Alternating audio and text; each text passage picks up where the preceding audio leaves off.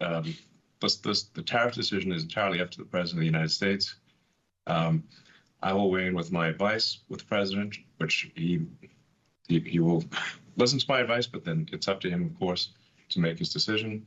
Um, I've been on the record many times as saying that I believe lower tariffs are generally a good idea for prosperity. But this decision is fundamentally up to the elected representative of the people, being the President of the United States. So, I'll continue to advocate for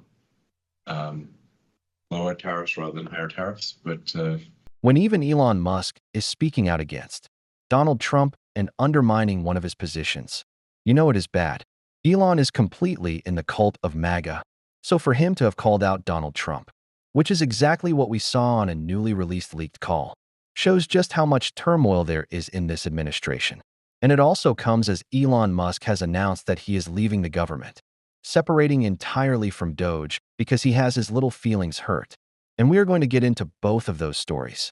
But before we do, if I could quickly ask you to leave a like on this video, and if you haven't already and you enjoy our channel, to hit that subscribe button, it goes a long way. And it really does mean a lot to me. Now, before we can get into this leaked Elon Musk call, in which he really just stabs Donald Trump in the back, I want to hear from another surprising group that went after Trump, and that's the Fox propaganda outlet. What do you think we're seeing here? I mean, there has been this volatility back and forth, and depending on who you talk to, markets seem to bake it in. They're waiting for something. Well, there isn't much that's happening right now, Brett, that's going to give investors a peaceful, easy feeling about the state of the economy and therefore the state of the markets, which have been turbulent but mostly down now since the announcement of the tariffs, a month ago. And now the president is just calling for the departure of Fed Chairman Powell, who, whatever you think of him and whether you think interest rates should be lower, as the president certainly does, or whether you don't, that's another element of instability in the current financial outlook. And instability is something that markets do not like, and economies really don't either, because when people are uncertain about what the future lies, they're hesitant to invest and to hire and to do the things you need to have an economy go and grow, which is obviously what the president is seeking. So he may win in the end.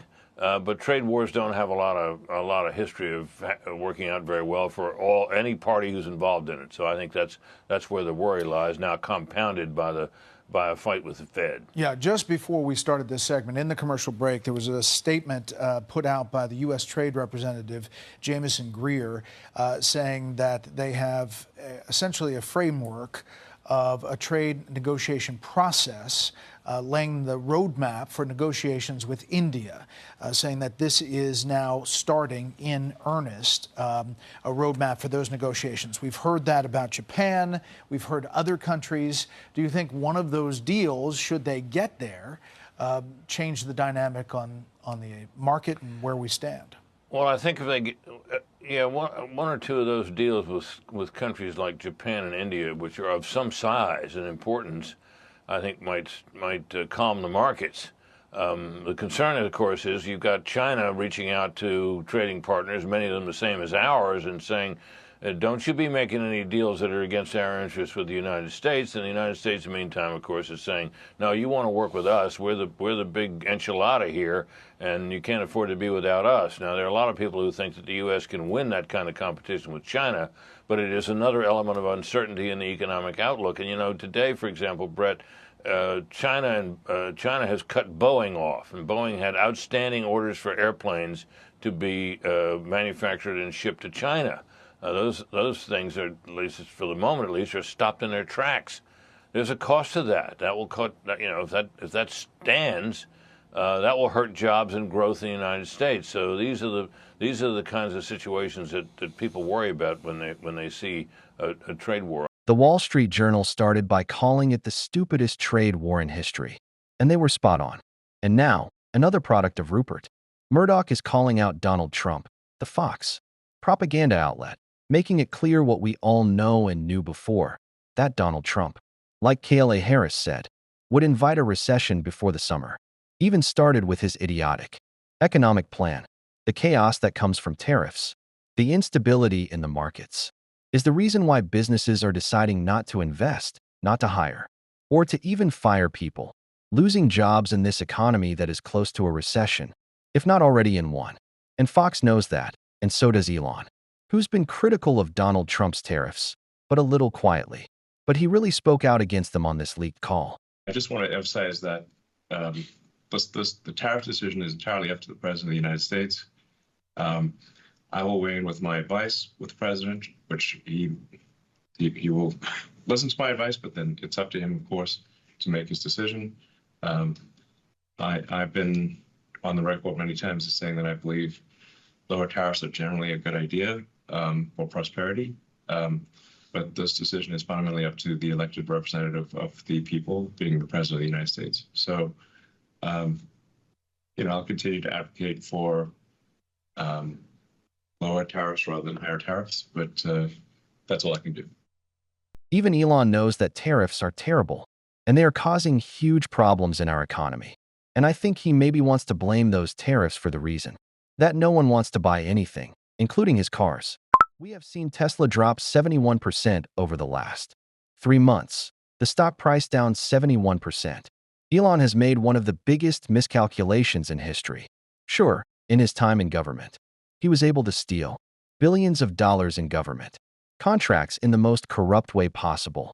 He was breaking the law, and he was pretending he was the president, the shadow president, the co-president. But what that has cost him is hundreds of billions of dollars. And not that he had much of a reputation before, but his reputation. People hate Elon Musk even more than they do Donald Trump. That is what he has gotten himself. And so it's too late to take it all back, Elon. You have screwed yourself. And I am glad your car company is collapsing. There are lots of other EVs to buy, and people should. But if they don't want to get a swastika car, I think the reason is pretty clear why. Because Elon Musk has screwed himself while he's helped Donald Trump screw our economy.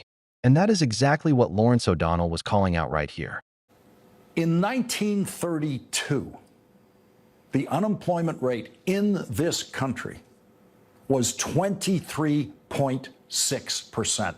Let me say that again. The unemployment rate in 1932 was 23.6%.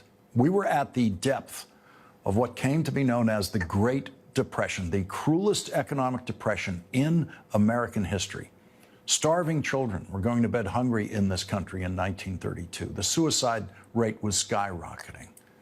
And today, the Trump stock market is on its way, according to the Wall Street Journal, to the, quote, worst April since 1932. Prior to the Donald Trump stock market, not a single economic indicator in this country has ever resembled anything in 1932 during the entire course of our lifetimes. But now Donald Trump has managed to bring the stock market back to 1932. The difference between 1932 and today is that in 1932, the only hope, and I mean the only hope, that people had in this country came from the newly elected President of the United States, Franklin Delano Roosevelt, who was working every day then to lead the country out of that depression, which is exactly what he did. Every president in our lifetimes has always known every minute of the day how to instantaneously crash the stock market. They've all known how to do it, and not one of them has chosen to do that until Donald Trump.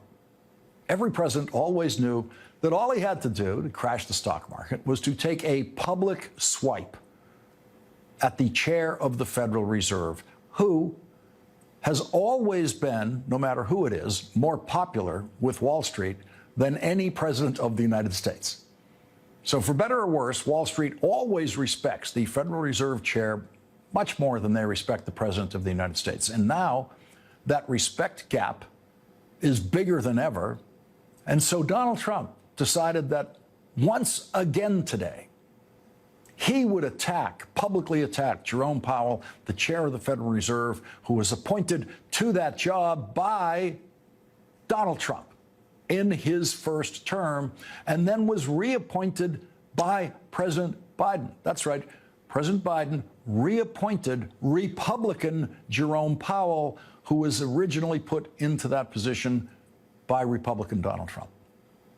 And so the guy who says he always chooses the best people is now attacking one of his best people and crashing the stock market every single time that he does it. No president has ever been stupid enough to do that until Donald Trump. At 9:41 a.m., Donald Trump decided to go on social media and predict a recession, which no president has ever done. No president has ever predicted a recession during their term.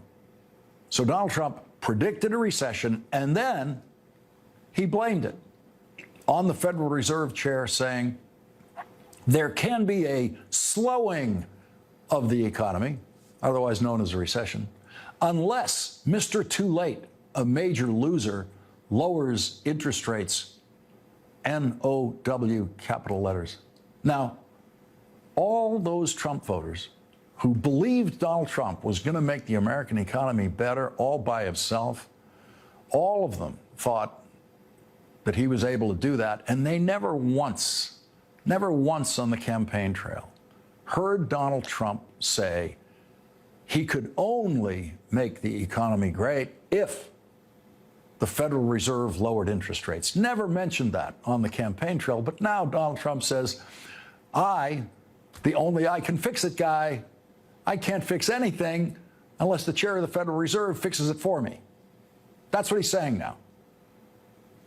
Speculation today then ran wild that Donald Trump would try to fire the chair of the Federal Reserve, which is against the law. CNBC's coverage of the market today once again turned dark. This is what you get. I mean, somebody needs to turn to the camera and tell the president to stop. I mean, he is messing with the foundation of this country. He's messing with the foundation of the economy. He's messing with America's place in the global financial system. It is against the law for the president to fire the chair of the Federal Reserve, and Jerome Powell has said under no circumstances would he quit if threatened by Donald Trump with firing. But having seen Donald Trump defy the law in other arenas, the stock market is worried to the point that the Wall Street Journal titled its editorial tonight, "The Fire Jerome Powell Market Rout." The Journal editorial says, markets fear Mr. Trump really might fire Mr. Powell, not that it would do the president any good. Donald Trump was elected on this false promise that he was going to lower prices. And sure, there may have been some other causes. But when we get down to brass tacks, that was it, and it alone. And Donald Trump has done the opposite. People are losing their jobs, their houses, their health care, their retirements. And Donald Trump is destroying the economy as prices continue to rise, because he has disrupted the global economy so much that people don't trust the stability of the United States. Because there is no stability. You can't even call it the stability. That is where we are at. And we have to make that incredibly clear to people, that the economy thrives under Democrats.